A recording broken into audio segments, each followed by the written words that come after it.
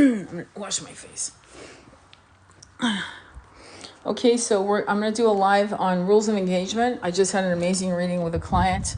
It was an emergency reading. I'm really honored when people trust me when they're going at their worst. You know, they're being really triggered and hurt and betrayed. So I'm going to do this live real quick, and we're going to talk about rules of engagement in love. It has nothing to do really with twin flames. It's just rules of engagement, how you honor your partner. And I'm going to give you the scenario. That was pretty amazing. And I'm going to actually rewrite the scenario to keep the person's privacy private. But I'm going to give you an example of what makes a woman feel safe and how men need to do better. Okay? And I just told this client, it's interesting because safety for a woman isn't always environment. In fact, quite often it isn't. Bear in mind that there are women who have gotten pregnant in war zones. Okay, they've gotten pregnant in war zones.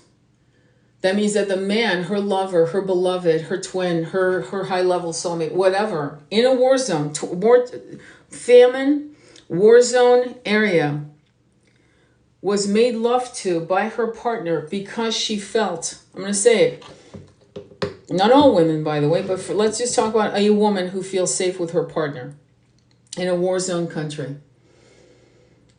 Felt safe with her beloved. How does a beloved make a woman? And this is definitely gender specific. A woman made to feel safe. How does a partner do that? I'll give you an example. Because I had this wonderful client who was really, really suffering a scenario. So for the whole time she's been with him, he introduces her as his queen, his goddess, no matter what. But one day she walked upon him in a setting, outdoor setting, okay, in the beach, countryside, whatever, picnic, cocktail party, whatever, right? And he was sitting across from an effable girl, effable. I don't want to get banned on TikTok.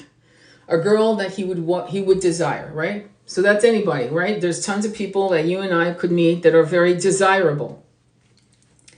But as she walked upon him, he didn't introduce her as his queen, goddess, whatever, because the girl across from him was effable. So he was leaving the door cracked. See, that's a sign that you're leaving the door ajar. Because when a man really loves a woman, and again, I'm going with that rules of engagement in love. When a man really loves a woman, because I met too many men who do it, okay? Who will say, oh my God, this is my queen, this is my goddess. Even if the person across from them is desirable, effable. It's a sign of respect to your beloved. Now, one of her siblings said, well, why didn't you just go up to him and hold him and, like kiss him on the cheek. Hey, baby, I'm here. Hi. Oh, well, my name's, blah, blah, blah. What's your name? I said to her, you're not supposed to do that. You did it right because you wanted to see how he was going to act. And you weren't doing it consciously, clearly, because she was suffering this. She wasn't doing it consciously.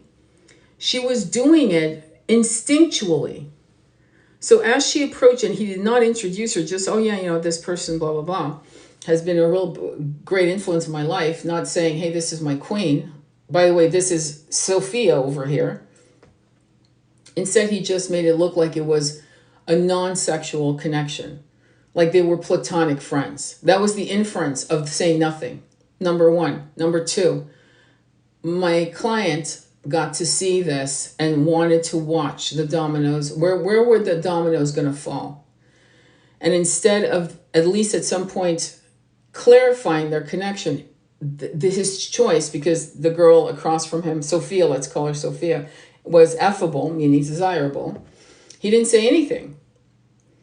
And so what it did is it showed her, this other person, this client, that something was up, and it got very weird. The vibration, the frequency of that circle of three people was weird. And the excuse to the beloved, to her twin actually, was that, well, I felt a really strong connection with Sophia and blah, blah, blah. And it was like a blah, blah, blah.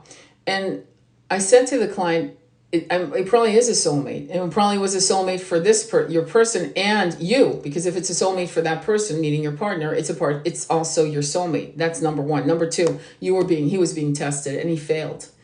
He failed because when a woman goes up to her husband or partner and slobbers all over her to show the other woman that this is her man, she looks like a fool.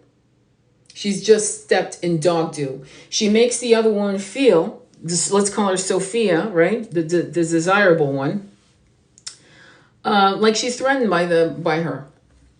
And so the job is for the man, the masculine energy, not gender specific, but typically this is something that men have to learn how to do. Okay, it's a sign of respect.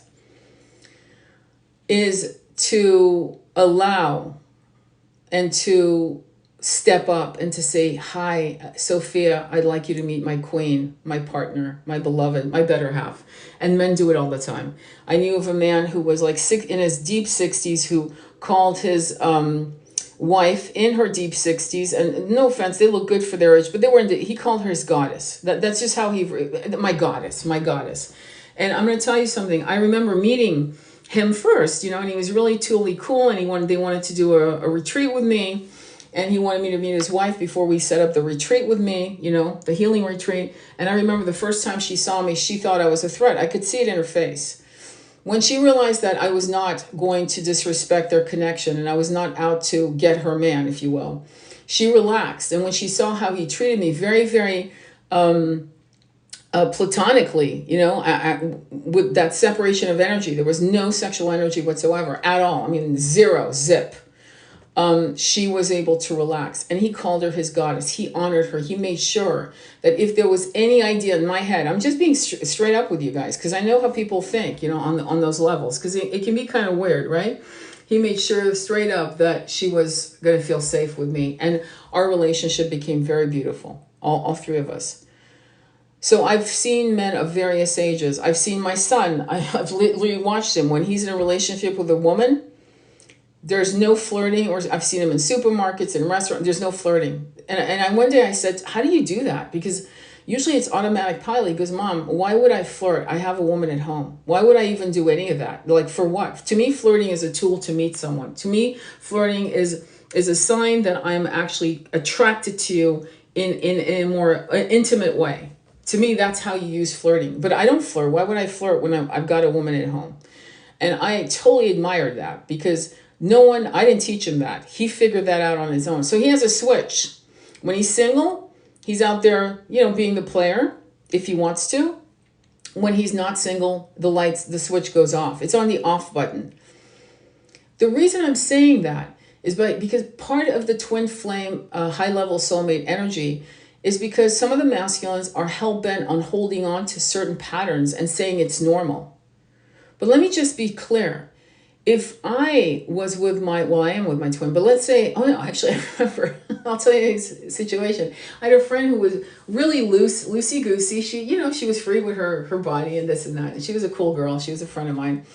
And it made my twin uncomfortable, because I would be, just in her presence, I would attract all this energy. So he didn't tell me not to be her friend. Obviously, what am I, 12? But he basically shared his concern. Okay? And I had to appease him and say, that's not, don't worry about it. Ultimately, I ended the relationship, not because of him, but because I didn't want to be with someone where I was in a restaurant or having a cocktail or whatever, and every move was about her trying to, attract a male to her side. I didn't want that energy, So eventually, the relationship was so limited in itself that it dissolved on its own lack of, it didn't work for me anymore. It just, the conversations were more about these men that she wanted, these men that she'd had, and these men that she had problems with, and blah, blah, blah. So I didn't want to continue a relationship like that. It was a lot of drama, which I really wanted nothing to do at all with. But my point, and why I'm ranting and raving today, is to tell you that it's important for the feminine and the masculine, when you are introducing your beloved in front of someone who you desire, it's okay to desire someone. It's not a problem. There's no shame in that. Of course, there's tons of beautiful people walking the planet now, probably more than ever. Okay, but that's not to say that you're going to make your relationship in that moment in time platonic for the sake of opening keeping the door ajar with the person across from you that you find desirable.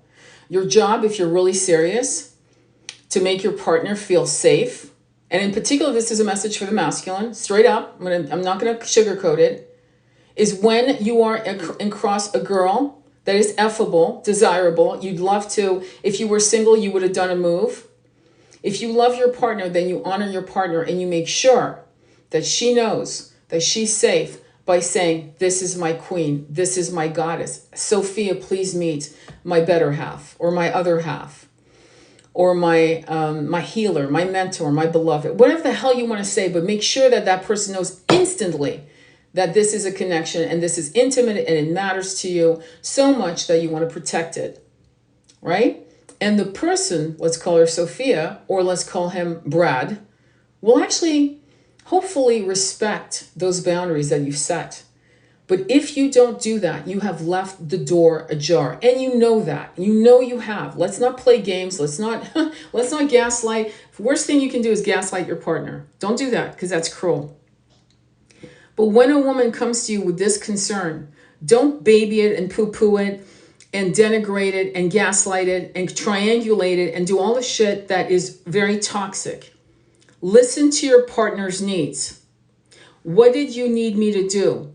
Well, Joe, my beloved twin flame or high-level soulmate, I needed you to introduce me as your beloved.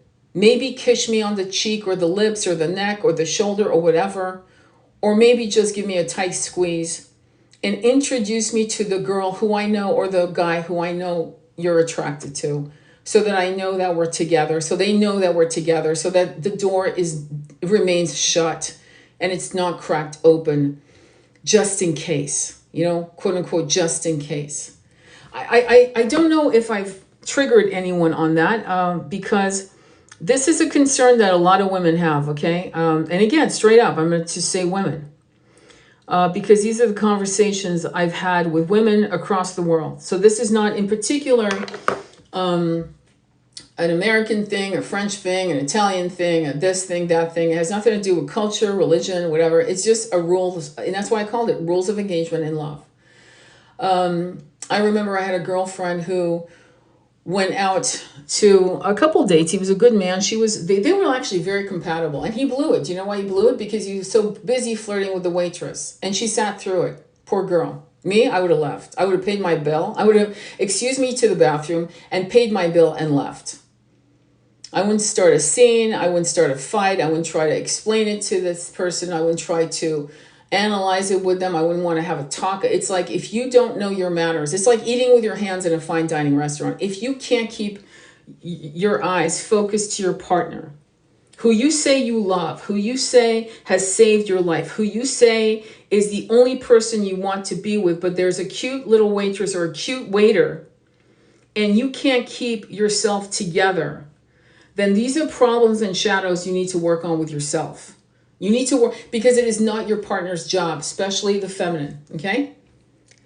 To keep it together and to eat dog do, to make you feel comfortable in basically disrespecting your person. And to be honest with you, when I was in my heyday, when I was in my 30s, 40s, 50s, I would have men stare at me and give me the look and blah, blah, blah, in front of their wives, and I would see the pain in their eyes, and I would stare right back at the guy with ferocious gaze, because it was like, what's wrong with you, dude? Like, what, you're with your wife, man. I mean, have respect. So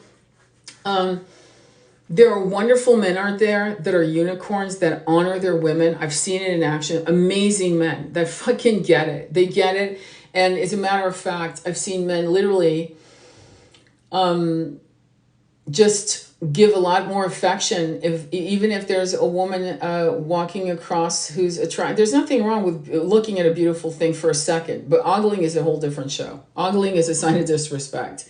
Believe me, your woman will look at a beautiful woman as I hope you would if you saw a gorgeous man. You would look too with your wife for a minute, but it's not something that you it's not something that you put your partner through hell, making them feel less than, because as women, and I can tell you, and maybe men, you need to understand, I know that men have their own problems, don't get me wrong, and this is not a man bashing video, and if you think it is, then you need to sit with that, because that's not me trying to do that.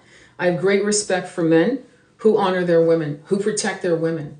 That's why I have actually used the analogy when a woman doesn't feel safe, she will withhold sex, not because she's withholding it to punish you, but because she doesn't feel safe. Because at any point, any new shiny thing will make her feel like she's just an option.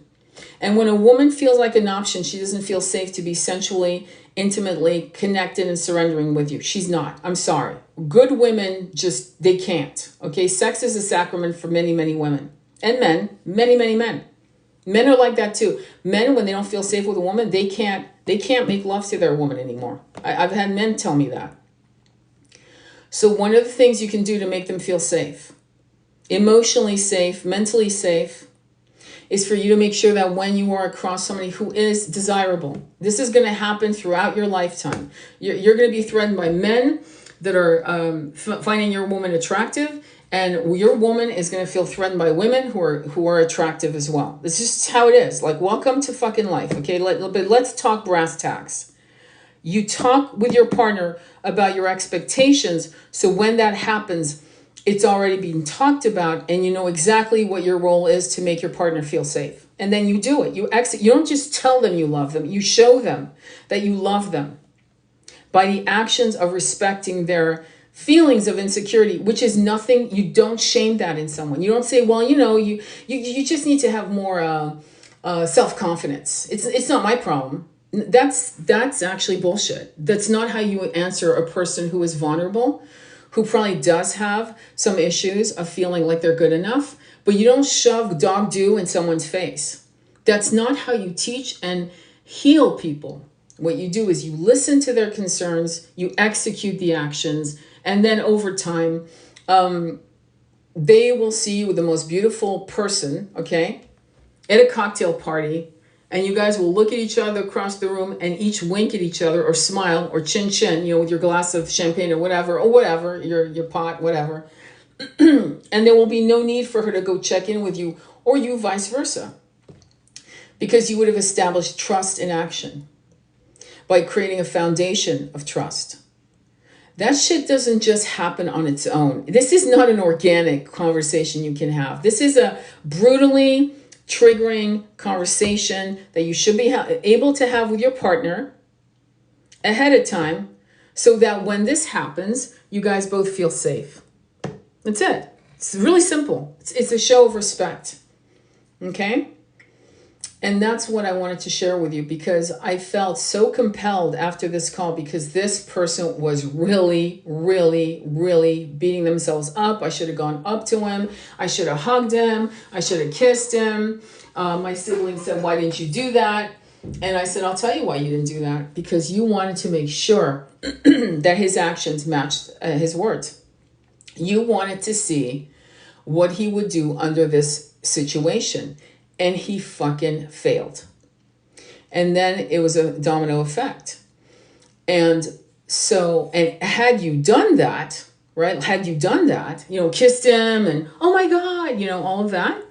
The other girl, Sophia, again, a fake name, would have looked at you and known, because we women know, that you were threatened by her, and you would have looked like like an idiot.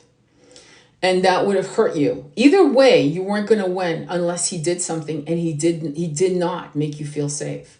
He did not honor your need for him to clarify who you were in his life in front of this desirable chick. And that's it. And there's no second guessing yourself. There's no trying to make sense of it. There's not you beating yourself up, because it was on him. Just like if the tables were turned and you were sitting at a cafe, at a beach, by a pool, and an attractive man, definitely affable man, came up to you and you started chatting, your job would be to make sure that you introduced your partner to this desirable man who you were just chatting with. Yeah, it's nice to have eye candy and talk about it. Wow, he's intelligent. Wow, I feel connected to him. Wow. Wonderful. But your job is to say, hey, sweetie pie, this is my king. This is my God. This is my partner. And this is John. John and I have been talking about reincarnation. It's fascinating. And that's it. That's all you got to do. It doesn't take, it's not a power struggle. Well, it's not, but it is. I guarantee you, I can't tell you how many couples literally struggle over something this stupid, and they have massive fights, massive, over this simple scenario I've just described. Simple, stupid fights over people they may never see again. Now John will be in your life, or Sophia, for a whole year of fighting. Well, when you were at the cocktail party, the circle of bullshit never ends.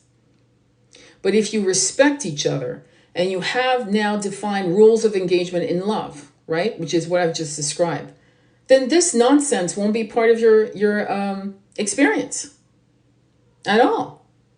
So why wouldn't you choose to have that? And if a man, and again, sorry guys, okay, many of you know the men I'm talking about, and those where, if you're a masculine right now listening and it's not you, good. It's not you, you're a unicorn, just saying. But some of the men will actually push it back on your face and make it feel like you're the wrong and you're crazy and you're a power and you're this and you're that. If you have a man that denigrates this simple request, if you have a woman, because there are women that do that too, who denigrates this simple request, this act of love, this act of loyalty, this act of respect, and push back. Sit with that, because you're not the one that's crazy. You're not actually asking for the moon. You're asking for a simple, respectful introduction to someone who's affable, desirable, to let them know that that you guys are taken. You guys are taken. Okay? And that's important. That's important, so that is one less fight that could erupt your twin flame into separation, or your high-level soulmate. This is one less scenario. In other words, check in your checklist of shit not to do or shit to do. There you go. You just check that off your list and you're good to go. Does that make sense? And I know that this might be triggering. I know a lot of people left. I really don't give a shit. This is not for you.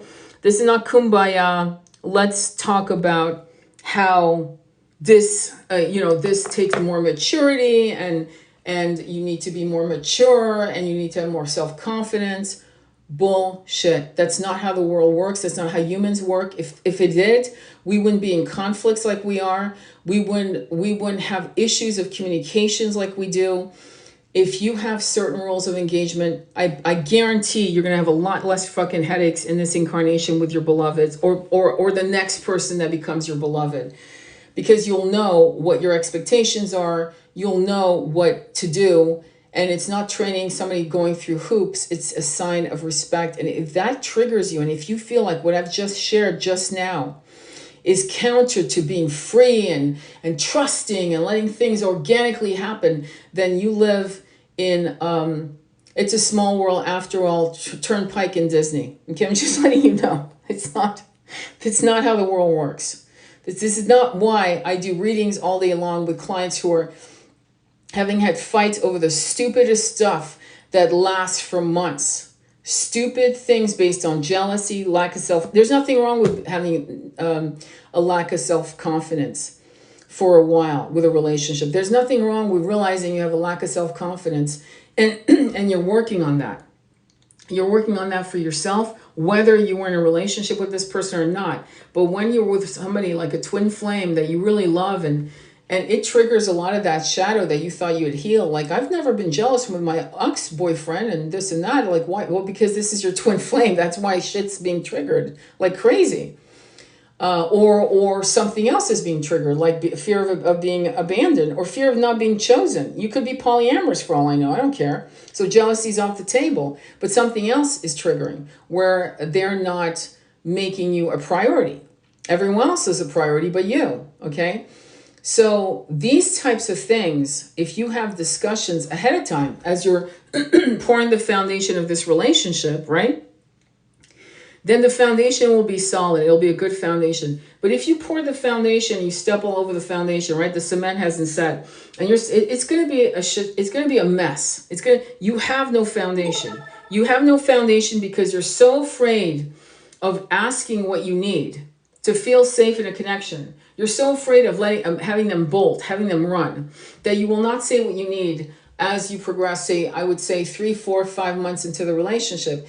If you're afraid of asking what you need, then you're already not feeling safe in the relationship. And my question to you is, what are you doing? What are you doing that you can't ask your partner and have conversations that may feel uncomfortable and going into immaturityville, but eventually you come back to the middle and you guys have agreed and you guys feel powerful. That's what a power couple is. Do you guys know what a power couple is? A power couple is that they got each other's back. By the way, they can be polyamorous. A lot of power couples are also polyamorous, just saying. So it is a sign of respect. Okay, even if you are doing other things that are non-monogamously inclined, right? So power couples, you can watch them, they're together, they walk together, they got each other's backs. They stare at each other across a crowded room. There's all these other people because they're both charismatic, magnetic, but they got each other. They're constantly number one to each other. And if a person can't make you feel like you're number one, because you can actually feel like you're number one in a polyamorous relationship, believe it or not. I'm not kidding. You can be that goddess or that god in a woman or a man's heart, in spite of the fact that you have other lovers. It's about respect. It's about boundaries. It's about rules of engagement in love. Does anybody have any questions on that or any rebuttals? Let me see. I'm looking for comments to read out loud. Let me see if I see anything. Thank you for liking the live, guys. I really appreciate that. Yes, join 100%. Okay, cool. So I'm going to put this on my YouTube channel because I think it's something that isn't talked about enough because everyone's so busy trying to be cool, how to be just, brass tacks about love. Brass tacks about love isn't always pleasant. So I'm going to upload it to Sacred Intimacy YouTube, okay? Sacred Intimacy Tarot YouTube. I'm going to upload that. I'm going to do a numerology. I was supposed to do it a couple days ago, but I wasn't able to. So I'm going to do a numerology clinic at 6 p.m. today. And you're welcome to join. And this is when I do your numerology. And I've upped the price a little because I was realizing I was spending like 15 minutes on each person. So I've upped the price to do that. But the numerology is a no-brainer. It's like, and it's not the way you think. It's not life path the way you've been taught to see it. If you've seen any of my previous videos, you'll know what I mean.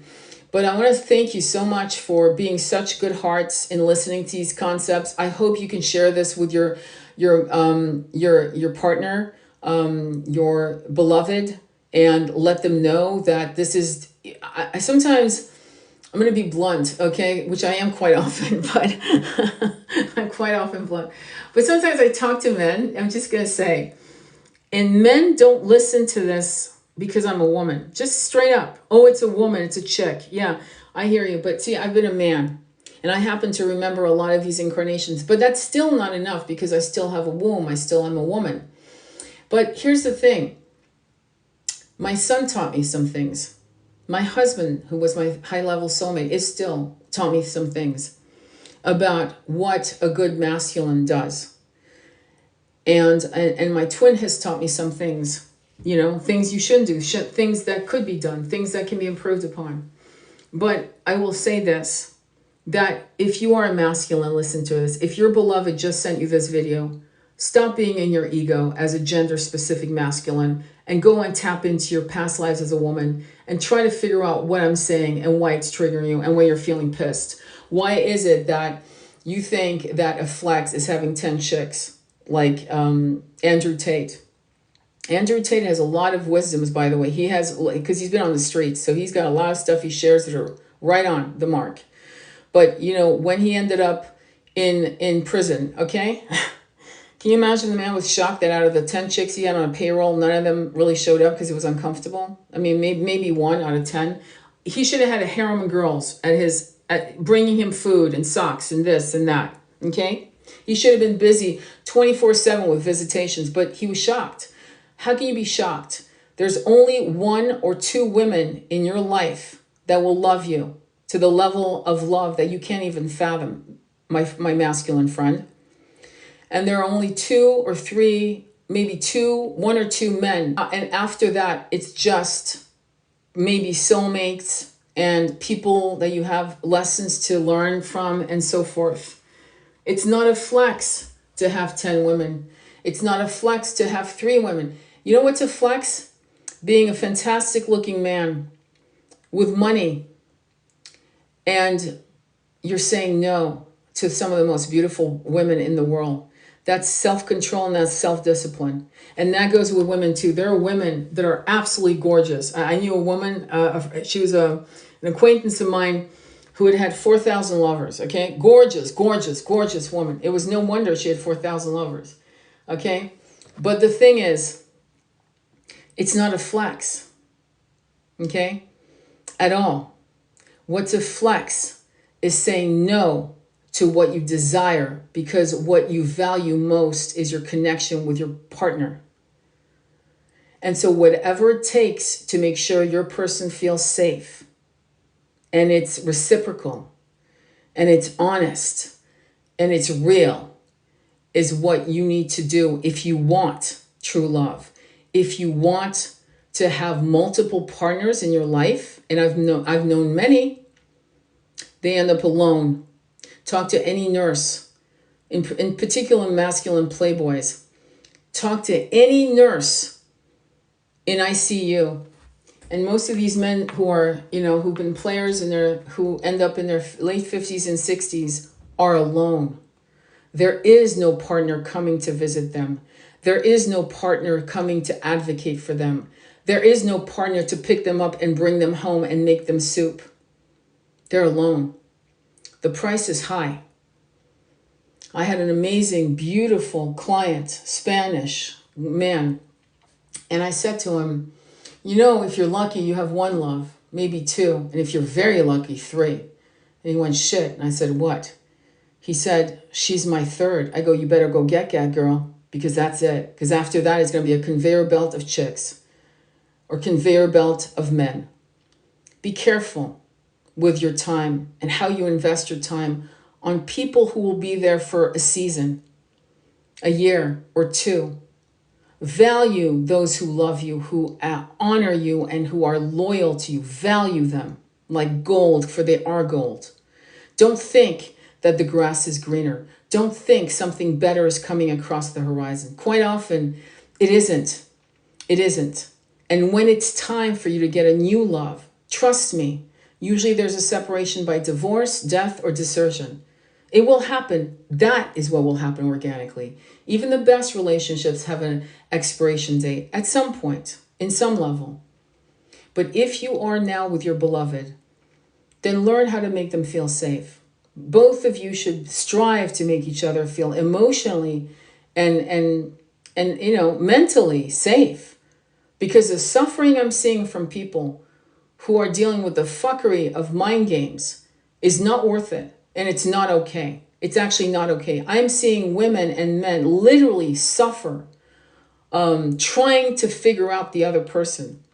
And my job is to make sure that you figure yourself out. Why are you being triggered? What is this for you? How can you get out of this turnstile situation of self-suffering and self-degradation? Beating yourself up because you feel like you should be better than that. Even polyamorous couples have rules of engagement, of respect, of loyalty. Even polyamorous relationships, the good ones, the ones I admire, the ones I respect, will make the person, their partner, feel like they're number one. And all the lovers will know, this is my person. They're a number one. You are part of my life as my lover, but you are not number one. This person I choose. This is my person. And above all, respect that or you're out. You're out. If you think I'm going to leave my person for you, if that's why you're here to be with me, you're out.